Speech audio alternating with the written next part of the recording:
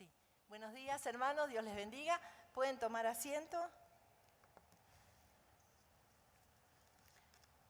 Damos gracias a Dios por este hermoso día que el Señor nos regala y que nos permite disfrutar de todas las cosas que Él ha hecho y disfrutar también como iglesia, como comunidad, como su pueblo. Y hoy tenemos una celebración importante para todo el pueblo cristiano y sin discriminación, todos los que se identifican con el cristianismo, católicos y evangélicos, celebramos esto, la celebración del Pentecostés. Para Dios era importante las celebraciones. Siempre tuvo gran valor la celebración para el pueblo de Israel.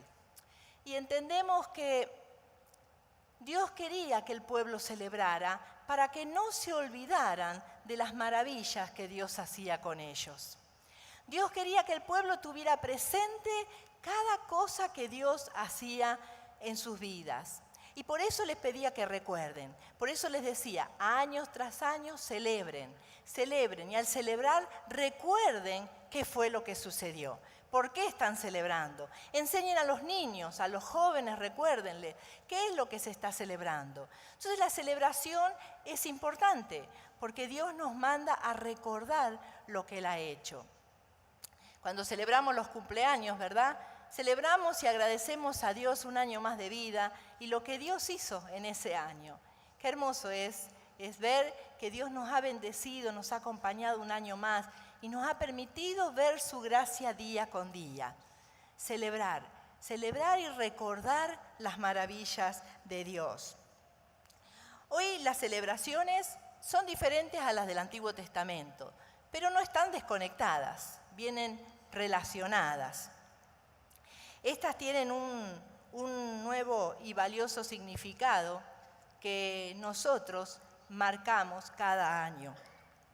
Por ejemplo, la Pascua para el pueblo de Israel fue justamente la salida de Egipto. Ellos celebraban que Dios los había hecho libres, los había sacado de la esclavitud. 400 años viviendo a expensas de un pueblo que no era de su misma creencia, que los explotaba, que los maltrataba, que le reducía los alimentos, pero ahí estaban, 400 años, y llegó el día de la gran liberación. Y ese día de la gran liberación es lo que el pueblo recuerda como la Pascua judía. Y Jesús escogió este día para celebrar también la Pascua. Jesús trajo a los discípulos a un lugar especial, los trajo para conmemorar esa Pascua judía, pero también para decirles que esta Pascua iba a tener un nuevo significado. Esta Pascua ya no iba a ser lo mismo. No iban a celebrar esa salida de Egipto, sino que iban a celebrar la libertad del pecado, el poder ser libres completamente del pecado. Esa Pascua se celebraría con el pan y el vino, que simbolizaría la sangre y el cuerpo de Él mismo, que nos traería la libertad plena a cada uno. 50 días después venía la celebración del Pentecostés. Y así Jesús siguió justamente con estas celebraciones, dándole una nueva resignificación. Pentecostés justamente significa 50, quincuagésimo, y eran 50 días después de la Pascua, por eso lo estamos celebrando hoy. Y esto se celebró por muchos años, cientos de años el pueblo de Israel lo había celebrado. Pero hubo ocasiones en que Dios se enojó con el pueblo porque justamente el pueblo dejó de celebrar, dejó de recordar las maravillas de Dios. ¿Y qué pasaba? Se alejaban y se iban tras otros dioses. Pero cuando Jesús llegó, el pueblo había retomado esta celebración. Y allí estaban, celebrándolos. Allí estaban celebrando la Pascua y 50 días después se celebraría el Pentecostés. Nosotros leíamos recién en Hechos y vemos que Lucas, que recapituló todo esto que había sucedido, justamente nos marca algunas cosas importantes. Por ejemplo, ¿qué debían esperar esos hombres? era difícil para ellos. Nosotros hoy conocemos toda la película, ¿verdad? Ya estamos conociendo de principio a fin. Pero los discípulos no sabían bien lo que Dios les estaba diciendo, lo que Jesús les estaba diciendo. Vayan y esperen, les dijo. ¿Qué vamos a esperar, verdad? ¿Qué tendremos que esperar? ¿Cómo vendrá? La muestra de que no sabían mucho lo que vendría está en el verso 6, que le preguntan, Señor, ¿restaurarás el reino de Israel en este tiempo? Esa pregunta muestra que los discípulos estaban en otra, no tenían ni idea de lo que se venía por delante. Ellos estaban todavía algunos pensando en que la libertad era política y estaban como no teniendo claridad de lo que se venía. Entonces, como decimos, les mandó a esperar. No es fácil esperar, ¿verdad? Nos cuesta esperar, pero le dijo, vayan y esperen. Esperen, ¿qué esperamos, no?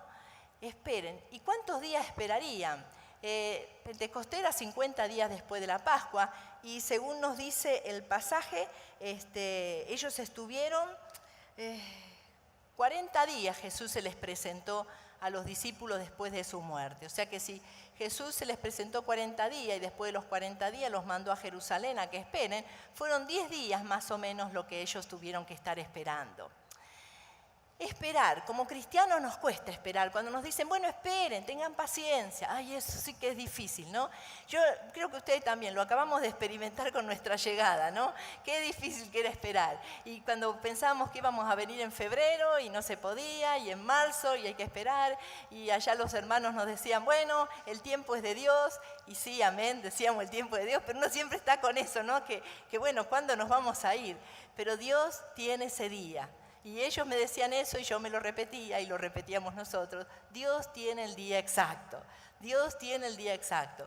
Y cuando fuimos en abril y no nos dieron, nos pidieron más papeles y que volvamos y nos dijeron, el 12 de abril nos dijeron, ya no hay turno, hay que esperar mayo. Y cuando íbamos en mayo y decíamos, si no hay nada, si nos falta algo ahora hay que esperar hasta junio porque los turnos se llenan rapidísimo. Muchos argentinos vienen para México, ¿verdad? Entonces, estábamos con esa zozobra, pero Dios tiene el día perfecto. Hay que esperar y esperar. Y el día que fuimos a la embajada, había una monja esperando con nosotros y ella nos contaba su experiencia. Dice, yo vine anteriormente y la embajadora me trató muy mal y no me quiso dar los papeles y yo vengo de lejos y tuve que volver. Y estaba muy nerviosa porque pobrecita estaba esperando también poder venir a un evento en México.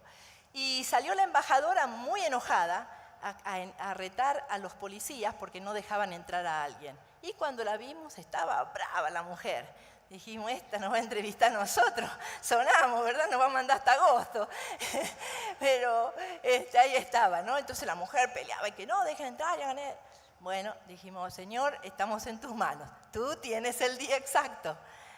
Y entonces, bueno, pasó la monja, después lo hicieron pasar a Germán, pasé yo y comenzamos a hacer el trámite. Para sorpresa nuestra, la embajadora estaba en la reunión, entonces no nos atendió. Nos atendió otra señora, muy amable, muy linda. Ella escuchaba, nos preguntaba para qué veníamos, pero no como un requisito, sino quería saber bien sobre nosotros y conocer qué hacíamos. Y cuando finalicé yo la entrevista me dice, ¿sabe qué? Hay algo que sucedió hoy. El 90% de las entrevistas fueron religiosas. Le digo, Señor, este era el día, ¿verdad? Este era el día para todos los religiosos que veníamos a buscar cita, porque esta mujer estaba ocupada y se ve que los religiosos no le caen bien.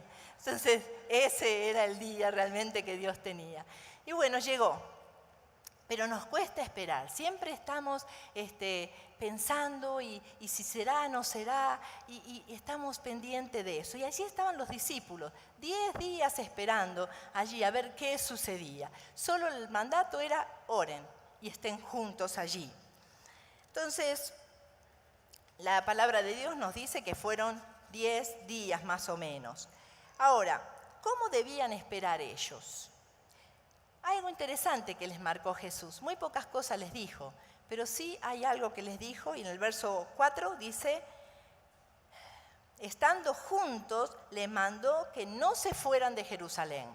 Estaban allí cerca y les dijo, estando todos juntos allí, no se vayan de Jerusalén. Cuidado, ese era el mandato, pero estando todos juntos. Y después también en el 1:13 dice, y entrados, o sea, cuando llegaron a Jerusalén, entrados, subieron al aposento alto donde moraban Pedro, Jacobo, Juan, Andrés, Felipe, Tomás, Bartolomé, Mateo, Jacobo, hijo de Alfeo, Simón el celote y Judas, hermano de Jacobo.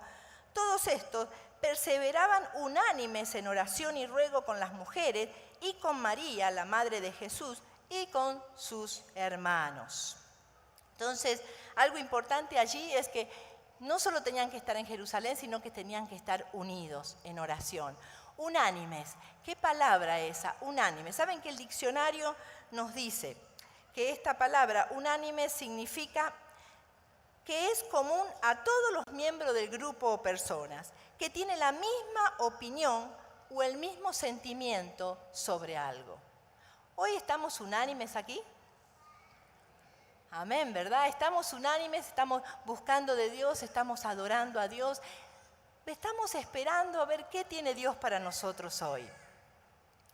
Unánimes, ellos estaban unánimes. Y en ese estar unánime, uno se pregunta, ¿qué habrá pasado allí, no?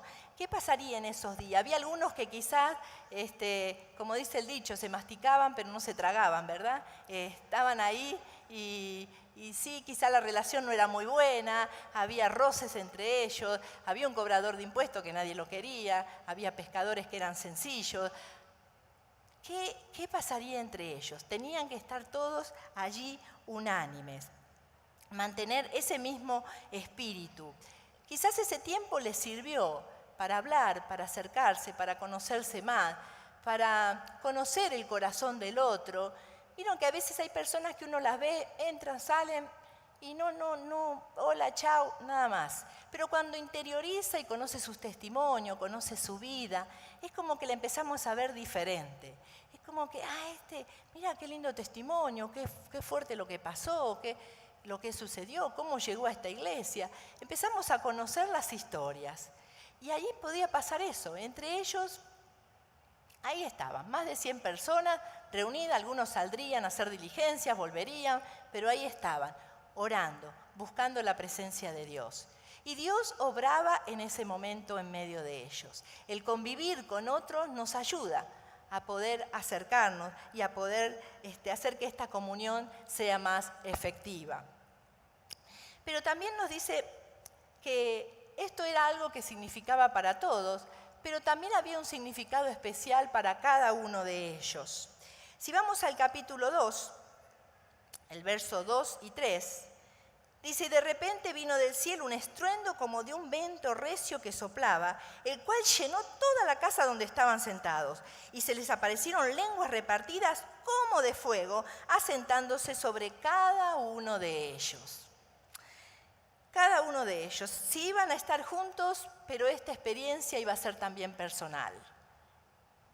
Iba a ser una experiencia de estar unidos, estar sintiendo lo mismo, pero cada uno iba a tener una experiencia personal con Dios. Porque las experiencias que manejamos con Dios, la salvación, la santificación, es personal. No la vamos a conseguir en grupo, sino que cada uno de nosotros debemos experimentarla directamente desde el Señor. Cada uno fue lleno del Espíritu Santo y quizás en ese momento que vino el Espíritu a purificar, quitó muchas cosas de ellos. Quizás había algunos con egoísmo todavía, quizás había algunos con algún pecado pendiente, quizás había alguno que no terminaba de entender, otros que tenían poca fe, otros que les dudaban y tenían miedo. Había diferentes cosas que ellos manejaban. No sabemos qué eran, pero cada uno de ellos tenía algo personal. Y dice que el Espíritu Santo vino y purificó a cada uno de los que estaban en el lugar. Cada uno sintió la presencia de Dios en una manera plena, en una manera genuina. A partir de esto hubo un antes y un después. Ya no eran los mismos los discípulos. El Espíritu Santo había venido con poder en sus vidas y ya ellos no eran los mismos. Decimos que a partir de allí pudieron salir, compartir, dar el mensaje que Dios les había dado. El mensaje comenzó a fluir a través de ellos. Dios comenzó a usar sus vidas justamente para compartir el Evangelio. ¿Por qué estaban en Jerusalén? ¿Por qué no podrían haber sido a Galilea o a otro lugar? Bueno, allí se comenzaría a cumplir Hechos 1:8, que dice: recibiréis poder cuando haya venido sobre vosotros el Espíritu Santo, y me seréis testigos en Jerusalén, en Judea, en Samaria y hasta lo último de la tierra. Allí estaban ellos juntos, y cuando salieron había un mundo de gente allí que estaba esperando. Fíjense que ellos tenían que ver que el mensaje iba a ser claro. El mensaje tenía que ser genuino. En Jerusalén se encontraban de todos lados. Todas las personas estaban allí. Si nosotros vemos el pasaje del capítulo 2, nos dice que estaban allí, en el verso 9, partos, medas, elamitas, los que habitamos en Mesopotamia, en Judea, en Capadocia, en Ponto, en Asia, en Frigia, en Panfilia, en Egipto, en las regiones de África, más allá de Cirene, y romanos, tanto residentes como prosélitos, cretenses y árabes, todos les oímos hablar en nuestra propia lengua. Allí estaban, orando, compartiendo juntos. De golpe el Espíritu Santo vino sobre ellos. Y dice que vino sobre ellos como lenguas de fuego. Cuando nosotros vemos los dibujos, generalmente le hacen fueguito arriba a cada uno de los discípulos, ¿verdad? Pero dice como lenguas de fuego. Realmente no nos podemos explicar cómo habrá sido eso. Y hay cosas que a veces no sabemos cómo explicar. Por ejemplo, si yo les quiero decir a ustedes cómo me dicen, ¿cómo es una aurora boreal? Es difícil, ¿verdad? Una aurora boreal son diseños, dibujos que se hacen en el cielo de diferentes colores. Es un fenómeno que se da en ciertos lugares y es muy lindo, pero no les digo nada. Pero es como dibujos que se hacen en el cielo. En los lugares donde no hay tormentas fuertes, que dicen, ¿cómo es un rayo? Bueno, es una luz fugaz y que hace un ruido que a veces nos saca, ¿no? Porque viene de golpe y no lo esperamos. Entonces, wow, el que nunca lo vivió no lo entiende, pero más o menos se hace la idea. En esto era igual. Lenguas como de fuego. No sabemos cómo eran, pero sí habrá sido algo diferente. Era inesperado, algo que trajo mucho ruido, algo que trajo un cambio allí. Fíjense, estaban todos en sus cosas, pero de repente en un lugar un viento recio entró, lenguas de fuego, un gran estruendo. Toda la gente empezó a ver y a ir. ¿Vieron que cuando hay un choque, todos van a ver qué pasó, ¿no? Cualquier cosita que pasa, todos vamos a ver qué pasó. Queremos tener la primera, ¿no? No queremos el noticiero, sino que queremos estar a decir, yo estuve y lo vi. Bueno, así pasó con la gente. Allí estaban todos.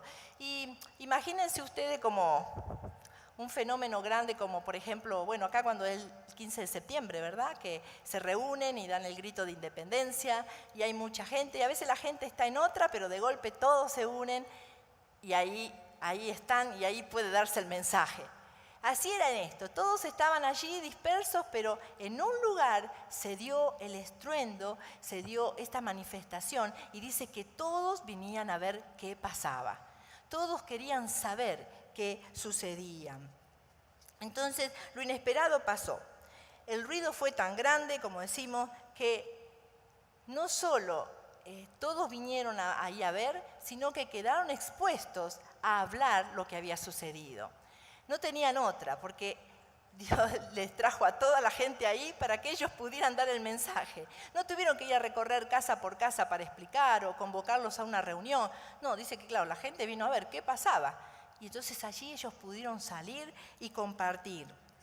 Allí estaban todos los extranjeros, algunos judíos y otros que se habían hecho judíos o se habían aceptado la religión judíos, que son los prosélitos, y estaban en ese lugar.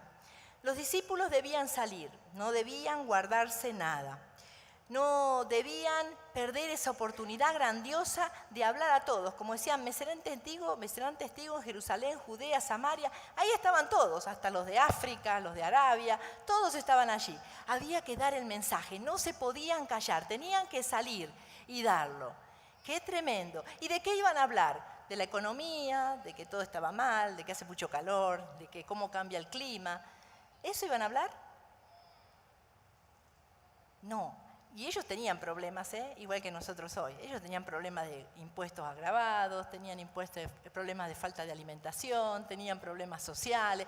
O sea, no era que estaban en el cielo. Tenían problemas igual que nosotros. Pero al salir renovados, al salir purificados por el Espíritu Santo, dice que comenzaron a hablar las maravillas de Dios. Qué hermoso, ¿verdad? Comenzaron a hablar y no solo tenían la libertad de hablar en el idioma que Dios les daba, porque Dios quería asegurarse que el mensaje llegue a todos. Entonces hizo el gran milagro de que pudieran hablar en otros idiomas. Eso fue maravilloso, fue algo especial, único. Pero todos debían llevarse el mensaje, porque toda esa gente iba a regresar a sus países y el mensaje se iba a empezar a extender. Entonces debían llevarlo claro, no así medio entendido como traducido, ¿verdad? Sino que claro, de primera mano. El mensaje fue dado y contaban las maravillas de Dios. Contaban, no tenían la Biblia, pero contaban lo que Dios había hecho en forma personal en sus vidas, en cada uno de ellos. Lo que habían experimentado, lo grandioso que era Dios.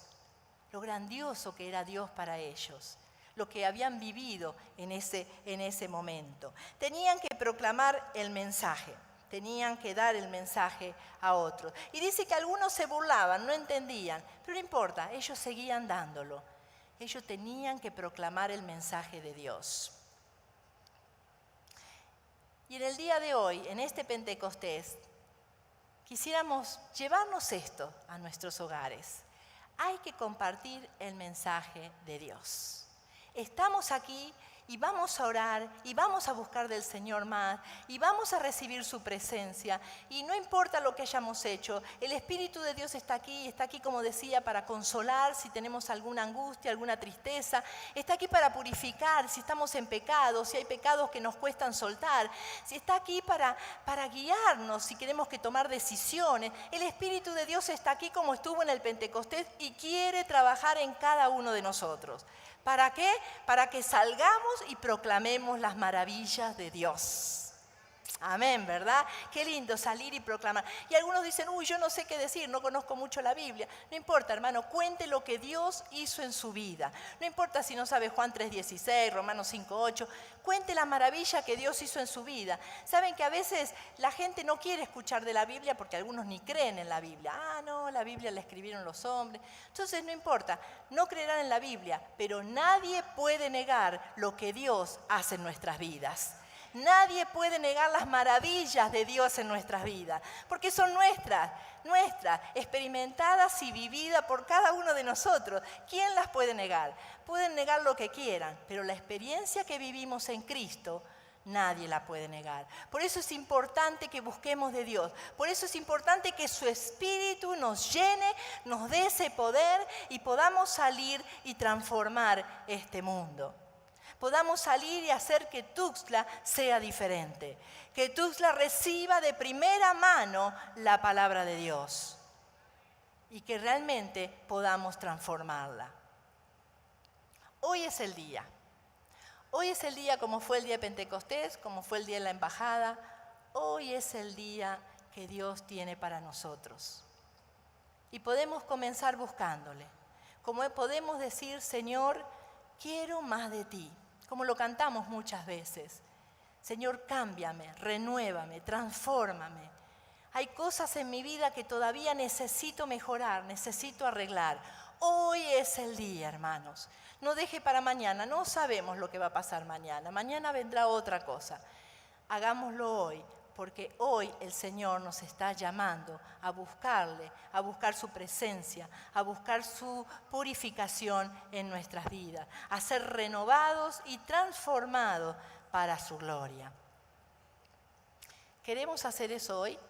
¿Queremos buscar de Dios a pleno? ¿Queremos juntos como iglesia decir, Señor, llénanos, restáuranos, renuévanos de tu presencia? Aquí está el altar. Qué lindo que como iglesias podamos pasar y decir, Señor, queremos que ese Pentecostés sea vívido en mi vida hoy. En nosotros juntos como iglesia, pero también en cada uno de nosotros. El altar no es un lugar mágico, sino es la muestra de que estoy buscando, humillado delante del Señor, su presencia. ¿Será que podemos pasar? ¿Que queremos pasar y buscar de esto de Dios? ¿Que queremos decirle, Señor, repite ese Pentecostés en mi vida? Tráelo, Señor. Tú sabes que hay pequeñas cosas que todavía debo arreglar. O quizás no estoy fuerte en mi fe, estoy debilitada, me falta ánimo, me faltan palabras para dar, me faltan gente para querer compartirle el Evangelio, me falta esa pasión para hablar a otros de ti. ¿Qué es lo que estamos necesitando del Señor? Quizás hay algo en nosotros que nos afecta. Hay pecados que están allí y nos cuestan soltar. Hay dudas en nosotros. Hoy es el día. Hoy el Señor nos llama a buscar más de Él. A reclamarle, Señor, que este precioso Espíritu venga a mi vida hoy. Y pueda sentir esa frescura, pueda sentir ese cambio, pueda sentir esa renovación. Estemos orando, aun si no está pasando, donde está, incline su rostro, mantengámonos en oración, busquemos la presencia de nuestro Dios. Pidámosle que Dios siga obrando en su iglesia, que Dios renueve nuestras energías, renueve nuestra fuerza, renueve nuestro ánimo y nos llene de su preciosa paz, de su preciosa presencia en nosotros.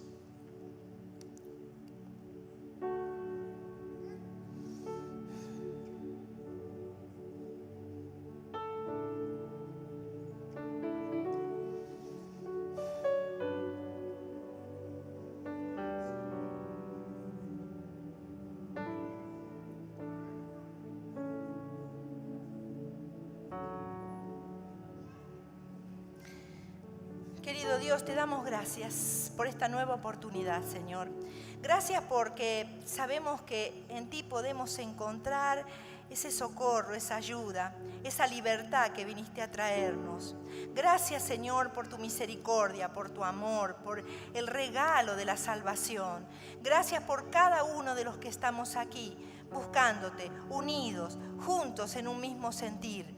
Gracias, Señor, por lo que tú quieres hacer en nuestras vidas. Gracias, Señor, porque en ti podemos obtener esa salvación, esa purificación, esa limpieza de todo lo que nos quiere alejar de tu presencia, Señor.